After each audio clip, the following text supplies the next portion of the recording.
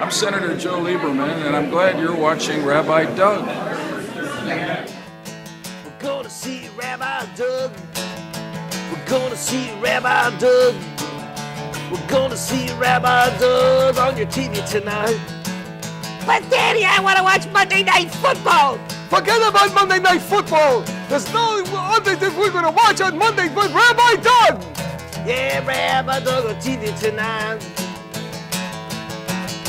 We're gonna see Rabbi Doug. Oh, everybody talk about that. Shalom and welcome to Taped with Rabbi Doug. We are here for part 3 at Policy Conference 13 here in Washington, D.C., the AIPAC Policy Conference. We've had Vice President Biden here. Right now we are going to hear Chief Rabbi of the United Kingdom, Lord Jonathan Sacks, who is here at the AIPAC Conference 13 on Taped with Rabbi Doug. Stay with us. I've heard Lord Rabbi speak in very general terms about his intentions for the future, and we do very much hope that he will continue to make his dramatic and important contribution to Jewish life, but more than that, to the spiritual well-being of all people on this earth. So it's my great pleasure to introduce Lord Sacks and call him here. I hope everybody has finished their meal and will pause certainly to give Lord Sacks time and concentration, because I know his words will be moving as always. Lord Sacks.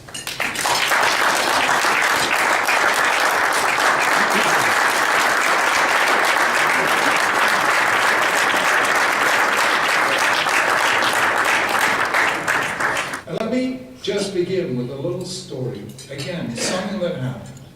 For 2 years, and I say this because it actually was leaked through WikiLeaks, but for 2 years, I was involved privately and secretly in a dialogue with an Iranian cleric based in London. The reason I did this, and I don't normally do this, is that his brother was the head of the Revolutionary Guard in Iran. So it was clear that this particular dialogue was taking place with the knowledge of the Iranian government, and clearly they were sending out feelers. And so for 2 years we spoke. We met every month or two, and we had the most wonderful understanding. And after 2 years, we happened to be present together at a social occasion, and he turned to me with a throwaway line. He said, "You know, why do you Jews need a country? You're not a nation, you're a religion." And I thought to myself, Rabbana Shalom, have we really failed to explain to the world what Israel really is? Have we failed to explain to ourselves what Israel really is? Even in a beautiful community like Chicago, keeping Shabbos is something you do at home and in shul. It's not out there in the public domain. In Yerushalayim, you wake up and you know Shabbos is out there. It's not just in your head. You do tzedakah in Chicago or in London. It's beautiful. But you do it in Israel. It's part of the whole system of social justice, of making sure that nobody within your society is destitute or is lacking the means of a dignified life. You send your kids to a Jewish school, that's beautiful. But in Israel, education is the fundamental value of society. Israel has only one natural resource, the gifts of the individuals who make it up. And that is how Israel can do miracles, because Jews care about education more than we've ever cared about anything else. And what about the Chagim? I don't know what it's like celebrating Sukkot in Chicago. Is it anything like England? How do you keep this Chag on? Explain this to me. You know, you're sitting in England celebrating Sukkot, and the rain is coming down and you're freezing stiff, and you're saying to yourself, "And this is Zman Simchas." Go figure. You know, none of the Chagim make sense except in Israel.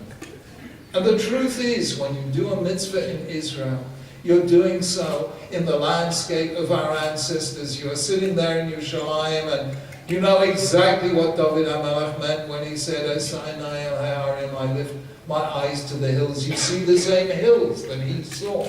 You are speaking the language of the Bible. You are living in the biorhythms of a Jewish calendar. In Israel, Judaism is at home. Everywhere else, it's against the grain. And that, to me, is what Judaism should be about. I don't use the phrase modern orthodoxy. I use the phrase a Judaism that engages with the world. That's what it's about. And in Chutz La'aretz, outside of Israel, we engage with the world as individuals. But in Israel, we do so as a total people. And that's where it counts. Down on the ground, in the Holy Land, there, and only there, can we make a society in which we bring the Shekhinah, the divine presence, into the shared spaces of our public life. And that used to be the vision. It used to be the vision of B'nai Kiva. Harav Avodah, go out to Israel and be religious and work on a kibbutz and work the land. It used to be the vision of Isaac Breuer, of the family of Shimshon Raphael Hirsch, who coined the phrase, Torah in Derech Eretz Yisrael. That it was in Israel that the Hirschian vision would come true. Ultimately, it was the vision of Rav Avram HaKohen Kook. Rav Avram HaKohen Kook uses the phrase that in Israel, mitzvot are like the tzitzit on the beged, on the garment of Tarbut Klalit, of the general culture. Mitzvot give sanctity to everything that takes place in Israel. But everything that takes place in Israel is so much wider in the narrow ambit of what we would call, in inverted commas, religious. That world today, whether of B'nai Kiva or of Kook or of Hirsch, is a little bit, sad to say, in eclipse in Israel today. And today there's real polarization between the world of the Haredim and the world of the Chilonim, and very, very few people in between. There's some wonderful people in between. And I don't need to name them, you all know them. But who is connecting the two? It's so sad. The mashal, the analogy I give, we have more Jews learning in yeshiva in Israel today than ever before in history. And we have more Jews learning in university than ever before in history, but the connection between them is less than ever before in history. And I use the analogy of that rare form of cerebral lesion, where the right hemisphere of the brain and the left are both intact, but the connection between them is broken, and the result is a dysfunction of personality. And the Jewish people today is suffering that cerebral lesion, and it shouldn't be, because I tell you that there is so much spiritual beauty out there in Israel, and somehow all it needs is somebody to bring it to the surface. Let me give you some of the most simple examples. There's a very, very spiritual and holy Jew in Israel called Reuven Feuerstein. Are you familiar with the name? Reuven Feuerstein, who must be now Kanena Arani, well into his 90s, is a man who came to made Aliyah in 1945 from Romania and worked with orphans of the Holocaust, child survivors, and became the world's greatest expert on traumatized and severely brain-damaged children. This man, he sent children from all over the world. He's become an inspiration to inner city black schools in America because they realized that some of his methods would work for their own kids who are not reaching their full potential.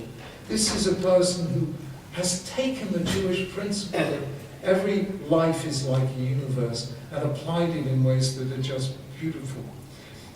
We were just in a medical school in Safat, just opened up a department of Bar-Ilan University that's opened a branch of its medical school in Safat. And there you will find religious doctors using medicine to shape and beautify community relations, not just for the Jews in the Galil, but for the Druze and the Muslims and all the... Because how do you establish common ground between different faiths and different cultures?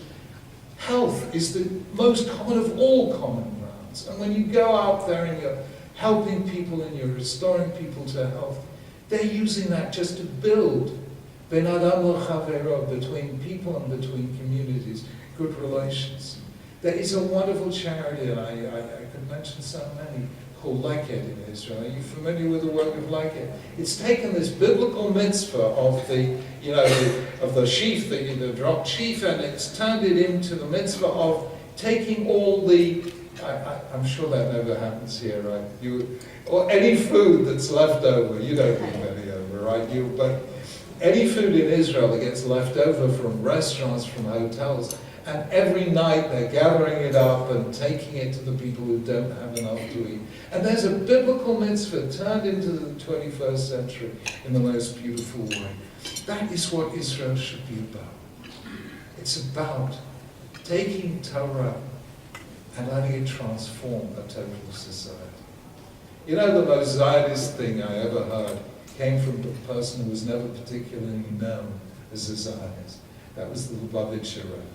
The Lubavitcher Rebbe once said a word, it was also said by the Gerer Rebbe, that I find just dazzling. He asked about the Meraglim, about the spies. When they came back and they said, we can't do it, they're giants, we're grasshoppers. And the Rebbes, both the Gerer and the Lubavitcher, asked, how was this possible? The spies were not ordinary people.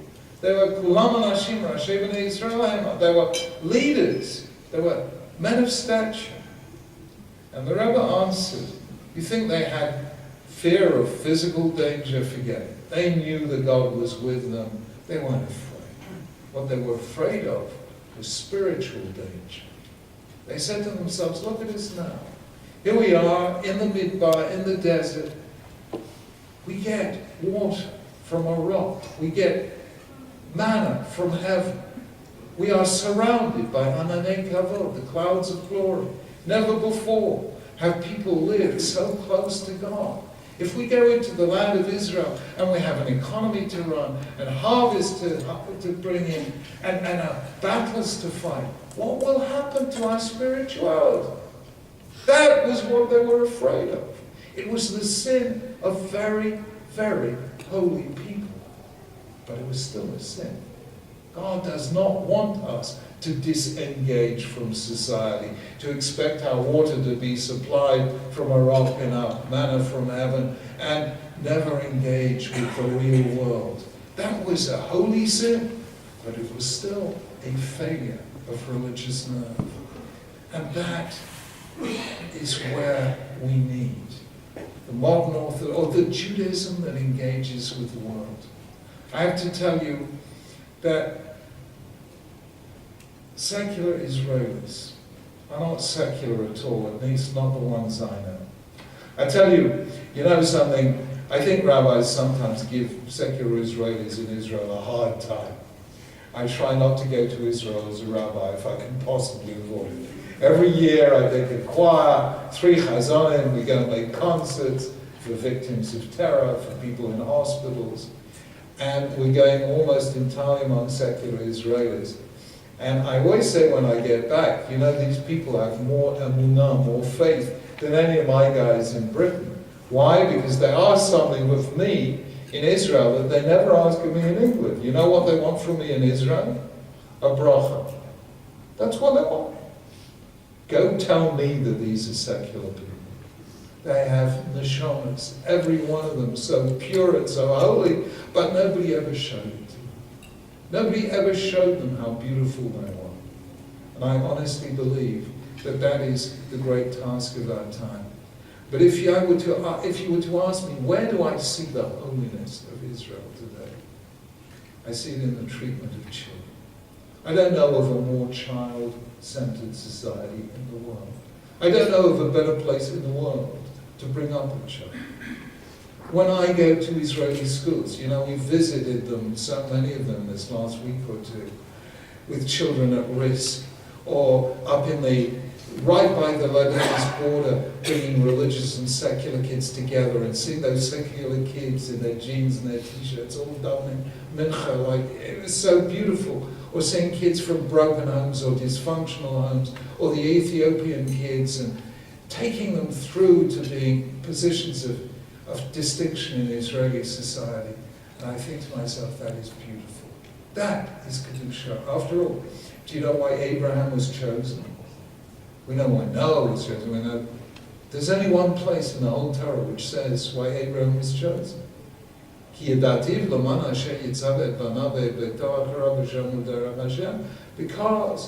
he will bring up his children to follow the way of the Lord, to do righteousness. And he was chosen just as a father. He was chosen not for his own sake, but because he would bring up children. To be a Jew is a parent. It's like, I love that statement of the American Jewish mother who said, now I become a parent, now I become a mother, I can relate to Hashem much better. Now I know what it's like to create something you can't control. I just share with you one little thought for Pesach, which to me is incredibly powerful. Tell me, who gave Moshe Rabbeinu his name? That's powerful. Pharaoh's daughter, right? And she called him Moshe. He minamayim nishitihu, because I drew him from the water. And when we're kids, we read this and we take it as for granted. That's it. And it doesn't dawn on us until we've grown up a little bit. Hey, how come Pharaoh's daughter was speaking Hebrew? Are you with me? And even if she could speak Hebrew, is she going to adopt in defiance of her father's decree? She knew it was a Jewish child, and Pharaoh had said every male Jewish child drown. Is she going to advertise the fact that he's Jewish by giving him a Hebrew name? So we stop and we think, hang on, there's more to this than meets the eye. And then we do our little historical investigation and we discover that Moses or Moses is actually an Egyptian word. And what does it mean? It means child, Thutmose, and so on and so forth. It appears in the name of many of the pharaohs. But the most famous pharaoh of all, the one many historians take as the pharaoh of the Exodus, has the word Moses in his name. He was Ramses II, the most famous of all the pharaohs. So, on the one hand you have Ramses, and on the other hand you have Moses. And what's the difference? 2 letters. Ramses has R-A, Ra. And who was Ra? The sun god of the Egyptians. And now you understand the drama that we never saw before. Because Ramses is the child of the sun god, the God in human form, the person who had himself worshipped as a god in the elaborate and monumental statues he erected in his temple in Abu Simbel. He is the demigod. He is the child of the gods. And against him, what is there? Just Moses, just a child. And God is showing in this encounter that every child, any child, is holy. It's not one child who is the child of God, but every child. Moses, the anonymous child, is holier than the Pharaoh who thinks he is a god. And it is that value of every single child that made Judaism what it was, made the old world's oldest faith still young, because we are as old as the things we care about, and because we care about our children, we stay young. And that is the holiness of Israel, a place that cares for children. Friends, I therefore say this to you, that the great challenge that we have as religious Jews in Chutz La'aretz is to share our kind of Judaism with Israel, which needs our example to connect the two halves of the hemisphere. and to bring out some of the holiness that's really there, if only we could show it. But I want us to take one further message. I can't tell you how important it is to talk about all the things we're talking about in this as so many other conferences, about politics, about defense, about diplomacy, about military tactics, strategic assessments, scenario analyses. But let us not forget one word in all of this, the word Kedusha. We are a holy people. Israel is a holy land. We were supposed to be Mamlachet Kohanim v'Goy Kadosh, a holy nation, a kingdom of priests. And I have to tell you, I miss that sometimes in these conferences. And shall I tell you something? It makes a difference. And let me pull rank on you here and tell you how it makes a difference. Why was it that we had a wonderful Prime Minister called Tony Blair, who cared so passionately about Israel? I will tell you, because Tony Blair is a religious Christian, a deeply religious Christian, who read and reads the Bible every single night. He actually reads Tanakh most nights. He once said to me, "How come your book is so much more interesting than our book?" I said, "Prime Minister, it's because our book has more politics than your book." The holiness of Jews as a people, the holiness of the Holy Land mattered to him.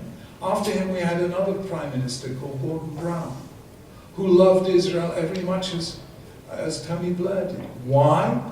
Because his father was a minister in the Church of Scotland, and who loved Israel, who went there twice every year, was chairman of Scottish Friends of Israel. He used to say to me, he used to say to all the Jews he met, Gordon Brown, I knew the geography of the Holy Land before I knew the geography of England. There's something you don't know, which is, that Prince Charles came to shul one evening. Did you know this? He needed a minion, sir. No, it's amazing, people don't know this. Prince Charles asked whether he could come to shul one evening. I will never forget that occasion. He asked, we didn't ask him. You know what occasion that was? It was Yom Ha'atzmaut, for the 50th anniversary of the State of Israel. He asked to come. Why? Because he is a very spiritual man. And he understands. He came to Israel for the Levaya, for the funeral of the late Yitzchak Rabin Zal. I flew back with him, and we became friends. But he understood that Israel is a holy land, so he must go to a holy place, the synagogue, to celebrate Israel on the 50th anniversary. Don't think the concept of Kedusha matters only to us. It matters deeply to our friends among Christians and among Muslims and among Sikhs and among Hindus and among so many others. They know, sometimes even better than we do, what Israel is all about. The place God wanted us to construct a society that will be a role model for others, a society of justice and compassion, where you could feel the Shekhinah. So friends, modern Orthodoxy needs Israel. Israel needs modern Orthodoxy. Let us bring the Kedusha back into our understanding of Israel, and we will see great beauty there, and we will share that beauty with our friends. Thank you very much.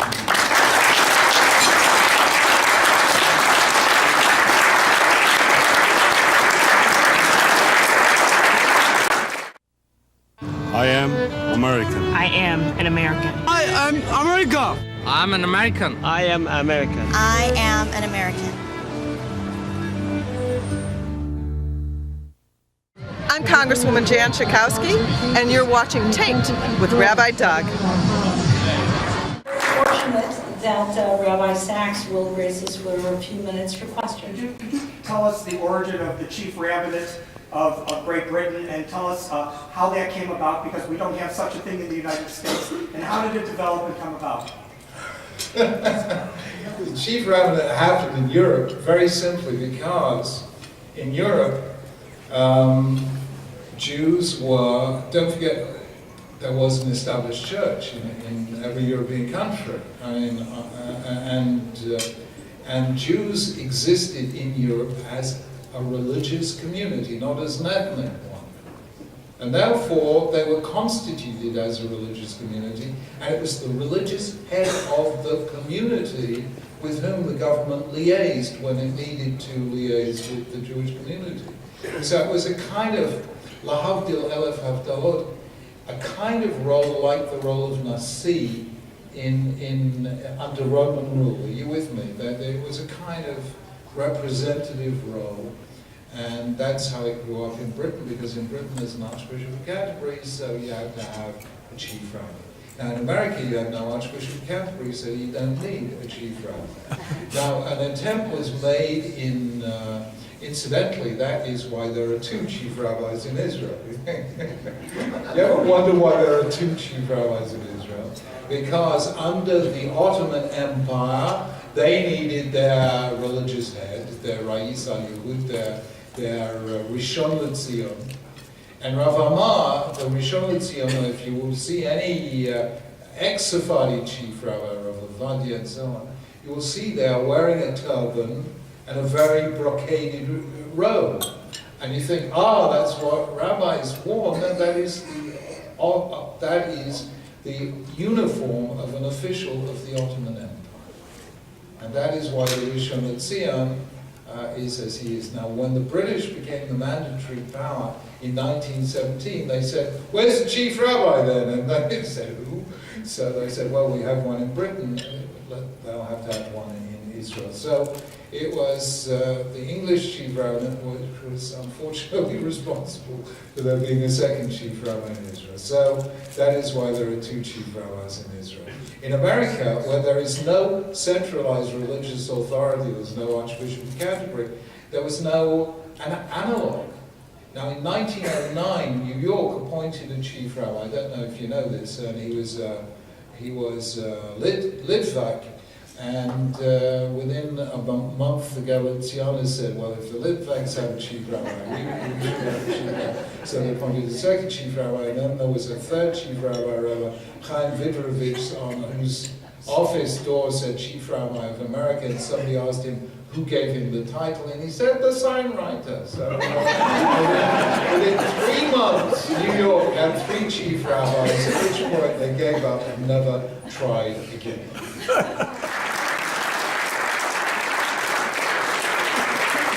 Well, that's it here from Washington, D.C. I want to thank everyone who was here participating in this AIPAC Policy Conference 13. I want to thank Vice President Biden. I want to thank Prime Minister Netanyahu. I want to thank Ehud Barak. I want to thank all the other politicians and members of AIPAC who shared their time with us here at Policy Conference, especially Lord Rabbi Jonathan Sacks, the Chief Rabbi of the United Kingdom. And I want to thank all of you for being with us. Remember, if you want to check out our website, it's www.tvrabbi.com, where you can also see former Policy Conference shows on the web. If you want to email us, info@tvrabbi.com. Hope to see you next time from Chicago. Same place, same time, right here on Tape with Rabbi Doug. Shalom, everyone. And I'm talking about Rabbi Doug. Talking about Rabbi Doug. Talking about Rabbi Doug on your TV show. Well, he's the rabbi for me. Anytime you need. You're gonna get married or you're gonna die. Gonna see Rabbi Doug. Gonna see Rabbi Doug. Gonna see Rabbi Doug. This has been a Taped with Rabbi Doug production.